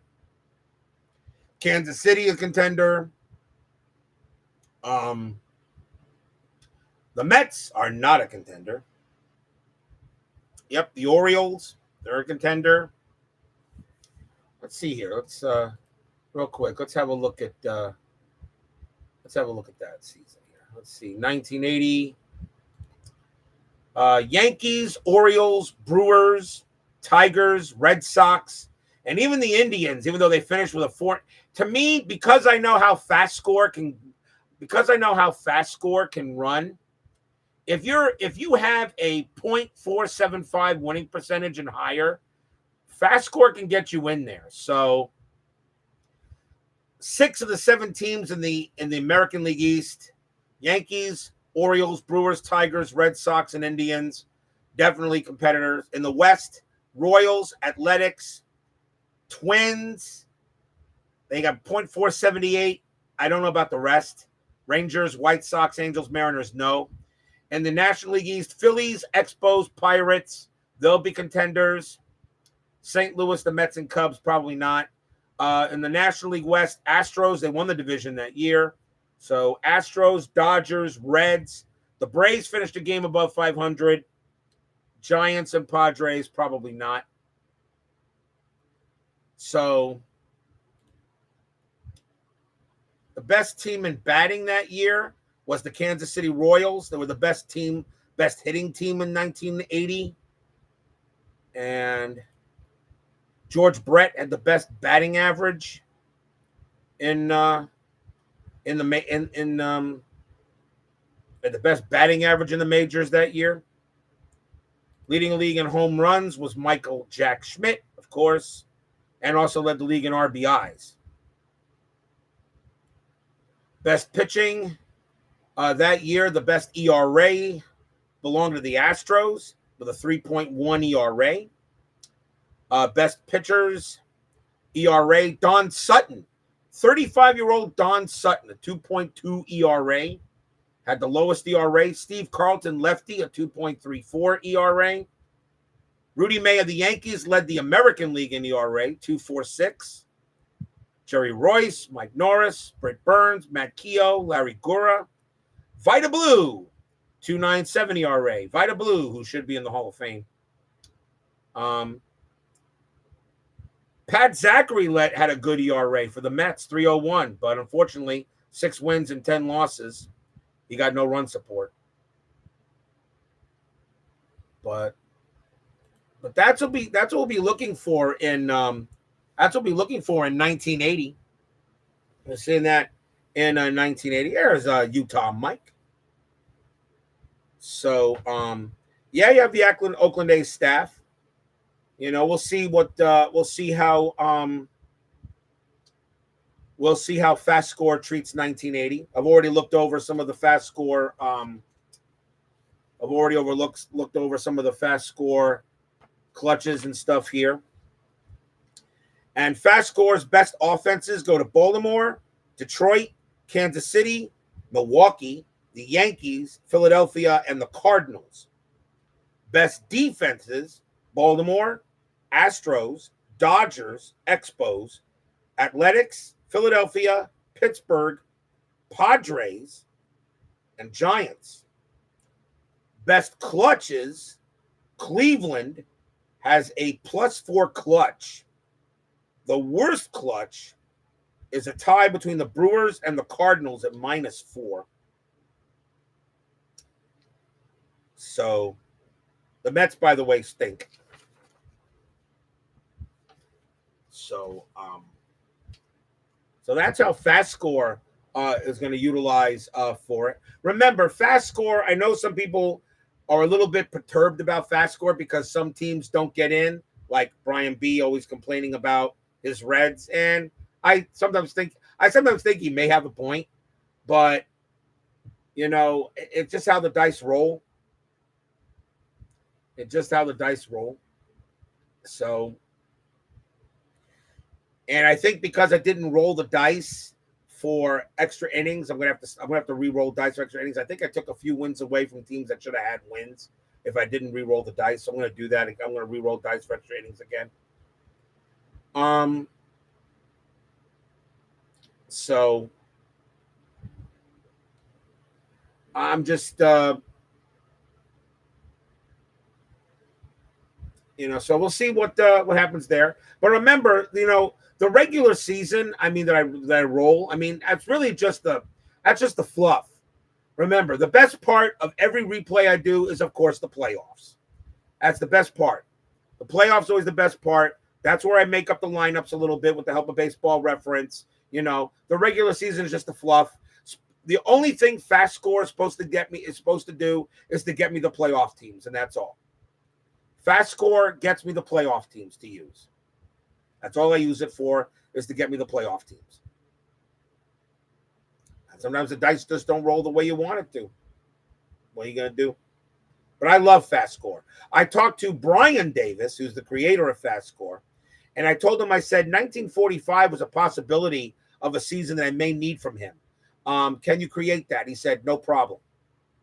He said, no problem. I could have that season done for you anytime you need it. Well, I won't need it because I got 1980 already. All right. And for those of you who don't know about FastScore, make sure you check that out in my comments. I have the new website that Brian Davis does for FastScore. He has all the seasons from 1950 to 2024, and even some seasons from the past. And I told him, I said, you need to get all the other seasons done as well. All the other baseball seasons done, if you can. I really think you should. You know, he has 1908 available. He's got 1924, I think, available. But doesn't have 1919 or anything like that, you know, the Black Sox season. So I told him, I said, you really should go ahead and get the other seasons done. And I think maybe you'll see even more people come to your channel. He went ahead and issued a link to me on his website. I think it was a 2016 game between the Cleveland Indians and the Detroit Tigers, where I show FastScore at the end. So he did a link on that. So it shows that game, Cleveland and Detroit. I probably would have chosen a different game, but that's the one he chose the FastScore for that game I did in the 2016 season. I guess because it was a modern season, I guess it worked. So he chose a season for I didn't choose him one. I just, he just picked one randomly, I guess. So he chose it was a game between the Cleveland Indians and the Detroit Tigers at Comerica Park during the 2016 year. So I think it was one of my better games too. So does anybody have any questions? I've been yapping for an hour and 40 minutes. Does anybody have any questions? Anything about Inside Pitch? Anything that you guys might want to see, in the off season? Maybe, I'm going to do some stuff. I know you guys are not into my Marvel Champions or Arkham Horror. I know Phoenix Knight is, but and hockey and such. And by the way, Phoenix Knight, do you know about? By the way, Phoenix Knight, do you have you looked at Chapter 2 of Arkham Horror, the card game? Looks pretty interesting. Looking forward to playing something out of that. And you can use the cards from the back, but there's a new course set for Arkham Horror, the card game, which will be out in April, which is going to start. They call Chapter 2. So, take a look at that. What does your setup look like? What is your camera? Well, you already know my setup. Okay, the camera is up top of here. Okay, but I'm not using that camera right now. I'm using another camera, okay, which has me because it's facing me out here. All right, but I have another camera that is down here. I'm using the Logitech. I use the Logitech Brio. I'm using the Logitech Brio camera. I'm still running Windows 10 on this computer, so that's one of the reasons why I cannot broadcast in 4K, although this is a 4K camera. Although I've looked at my streams, and my streams look very clear, but I really want to get it in 4K, but I have to switch to Windows 11, but for some reason, the motherboard in my computer will not allow me to run Windows 11. I don't know why, but it will not allow me to run Windows 11. And if I want to do that, I have to buy a new computer. Yep, the TPM module, exactly. I cannot run Windows 11 on this computer. I may be forced to buy a new computer, which I really, really don't want to do. Because I buy gaming rigs so I can play anything else that's on the PC, but I really don't want to do it. But I may be forced because I want the better resolution. Wasn't one of those slops that would tell. Well, I have Windows 11 at work. I use Windows 11 at work, but Windows 10 is still here.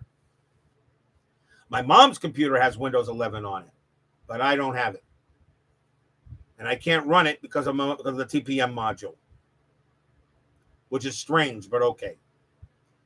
So I have to get a new computer or I have to get a new motherboard. But the problem is that I have to do it the same day because I cannot be without with a computer. I need to have my PC, although if I want to go ahead and upgrade the motherboard, now's the time to do it because I'm not streaming. So maybe I have a modular computer. I can just bring the tower to Best Buy and say, hey, throw a new motherboard in there. And so that, make sure everything will work in it so that, but then again, if I'm going to do that, I might as well just get a new PC, new graphics card, new everything. This PC I've had is going on, it's getting up there. It's almost about 9 years old. Nothing wrong with it. Runs beautifully, but maybe it's time to upgrade again.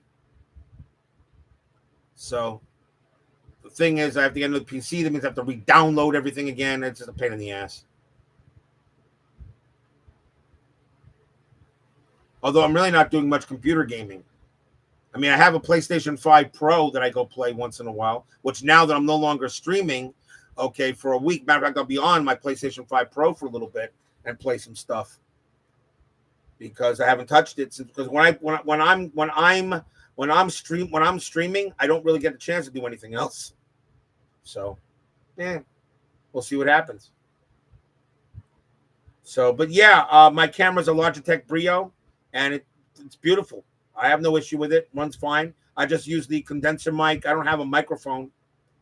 People say I should get one because it'll kind of like, it will take away like the hallway sound or something. Like, hey, those are like this. I don't know. I mean, I've listened to myself.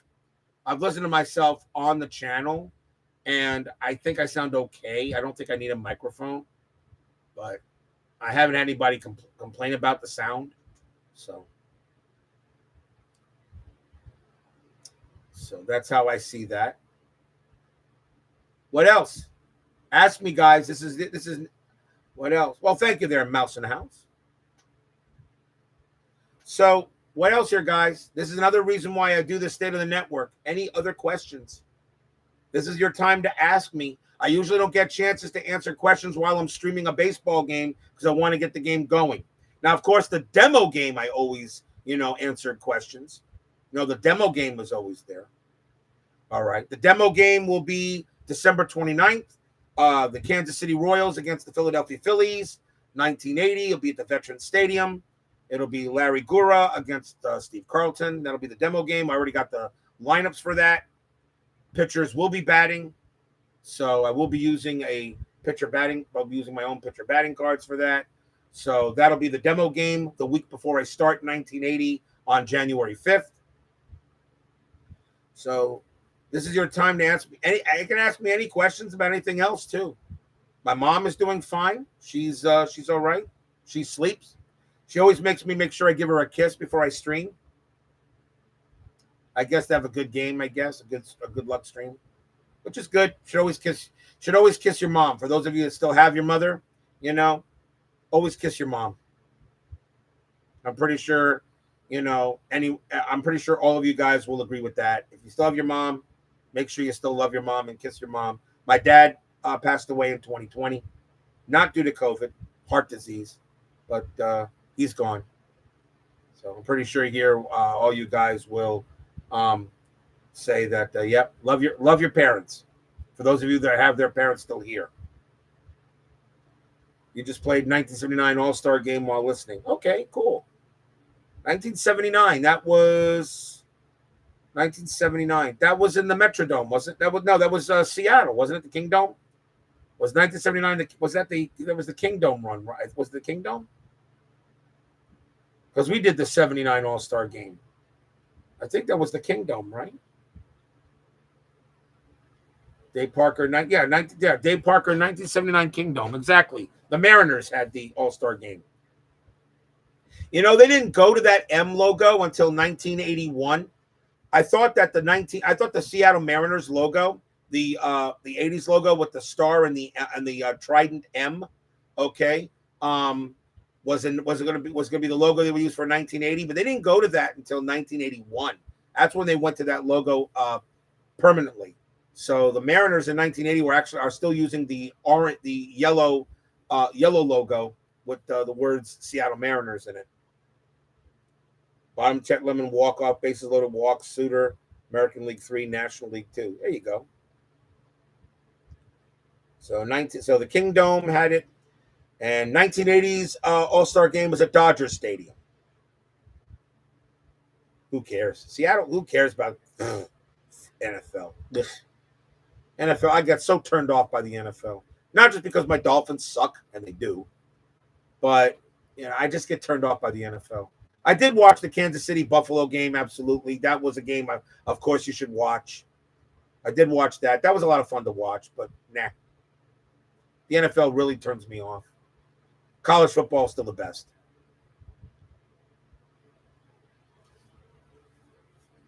But, yeah. But no, so Dodger Stadium will have it. I'll have the All-Star Game at Dodger Stadium. By week 31, Browns 7. Yeah, I know, right? The Dodger Stadium will have the 1980 All-Star Game. I already have that set ready to go. I have all the logos for 1980 that I need, all the ballparks for that season. Like I said, if I wanted to start the 1980 season tomorrow, I could do it. But I like my 2 months off.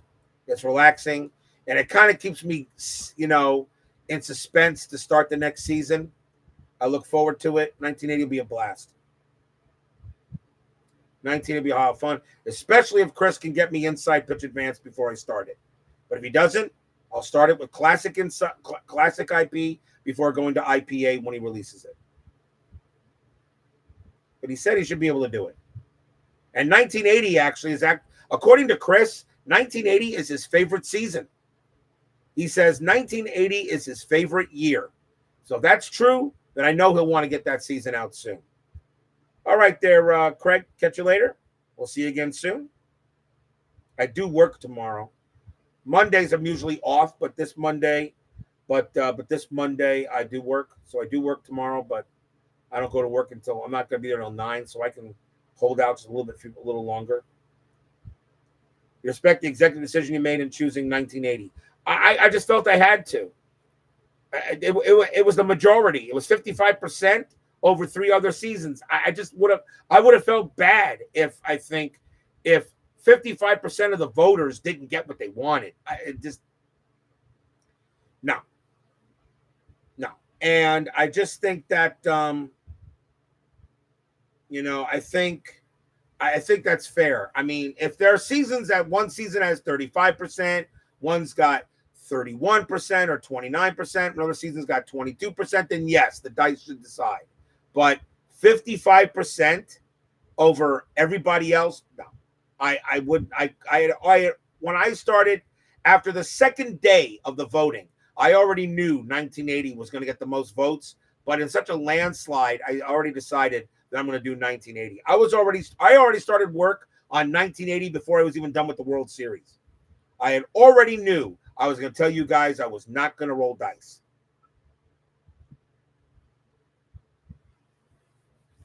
Wow, only 2 hits, Winfield and Garvey. Jeez. In that game? Oof. Talk about a pip. Wow, National League. Wow. 2 American League errors. Received troll votes. I don't know about that. I don't know if 2020 received troll votes. There were 83 votes total when I closed the vote. So that means more than half went to 1980. So, and I believe it was 10%. So that means 8 or 9 people voted for 2020. And there may have been younger people that maybe wanted to see the short season. I'm almost thinking of just doing the 2020 season, but just to get it done. Just to get it done. But not in the format I normally would do it. See, if 2020 had won, as I already said, I would have done one game per 1 day of baseball. But if I decide to do 2020 on my own, if I say forget it, I'm going to do the 2020 season on my own in a kind of like a shortened inside pitch season, then I would have done one per 3 days of baseball still. We would have gotten done with the regular season, I think, in about 2 weeks, 2 or 3 weeks. I'd be in the postseason and after 1 month.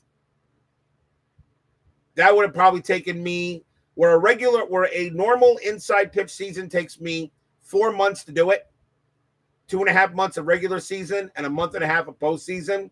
If I was to do the 2020 season that way, 1 day per 3 days of baseball, it would have taken me 1 month to do a regular season and a month and a half. It would have taken me 2.5 months to do just 2 months. It would have taken me 2.5 months to do 2020. You feel about the NFL like I do. It is rigged. It is rigged.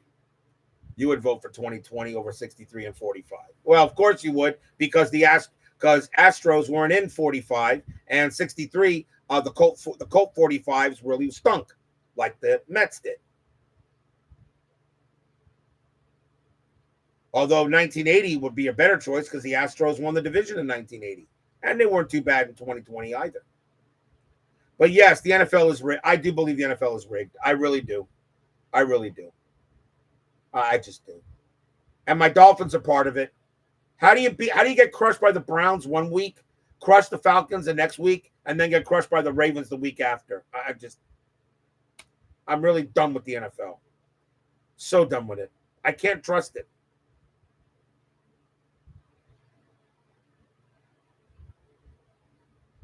You know, 2020 would have been, stadium cheers. And there would have been no sound. There would have been no sound. That's true. Nobody went to the games. But we would have said COVID didn't exist yet. We would have said there was just a strike year and they just did something. That's all. So fans would be going to my games in 2020. There is no COVID in 2020, in the 2020 year. Cardboard cheers, something like that. Stadium employees cheer. Yay. Exactly. Something like that. 2020 would have been fun. And I wouldn't have done it the way they did it, though. They took 8 teams out of each league. I wouldn't have done that. It would have been my same thing. Top 2 teams in each division make the playoffs.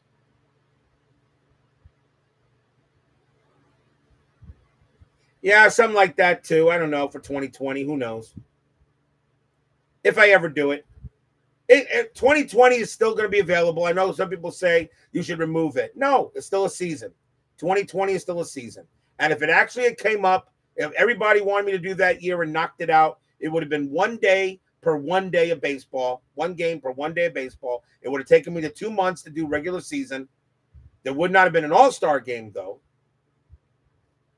There wouldn't have been an all-star game. I probably would have taken a day off after every 6 or 7 games in a row, 7 days in a row. There were only 63 baseball days that year. 63 regular season baseball days. So the playoffs would have still taken the same length. I still would have had a division series, a championship, and a World Series, a wild card series. They still would have had to have winning records. So I still would have done it my way if 2020 had come up. But it goes back into the stack, and it will be available for selection again in the next selection show.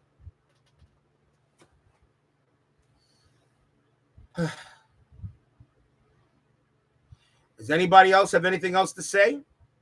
Almost 2 hours into the stream, and it's almost time to sign off, but I just want to make sure if anybody else has anything, questions, comments, anything. I've had a great time with you guys. It's been a great year. I'm going to do some more stuff. As I said, I will stream some other stuff on the desk, on the channel. For those of you that like to watch, that'd be great. If not, I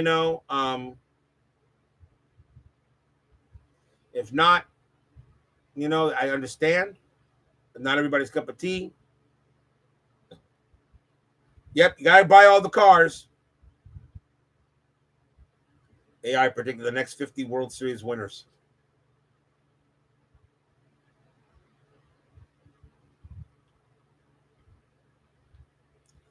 So, anybody else? Anybody else have anything to say? Reds are winning it in 2071. Pirates 27. Unfortunately, I will not be. I don't think I'll be alive then. I'll be 100 and 2071. I'll be 102. Pirates 101. I would like to see my Mets win one more before I die, but I only got 44 years left. I got 40. I got 40. No, I got 43 and a half years left before that happens. Trying to reach 100. That'll be it. Then it's time to sleep. Then it's time to go to bed.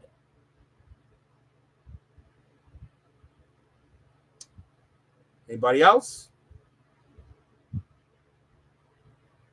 Then I will close this state of the network address. Thank you all for joining me tonight. Please leave a like on your way out to the X-ray machines. Subscribe if you're not done so, and make sure you hit the bell. Stay safe, stay healthy, stay smart, stay strong.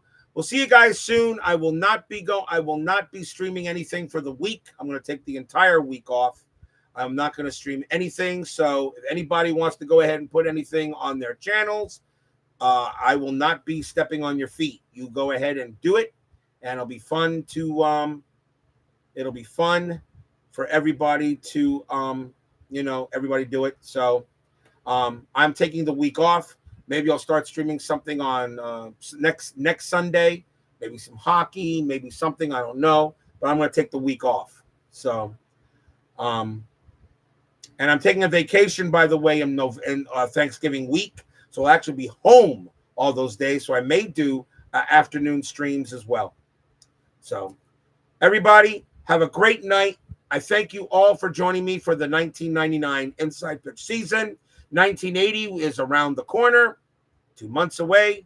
So everybody stay safe, stay healthy, stay smart, stay strong.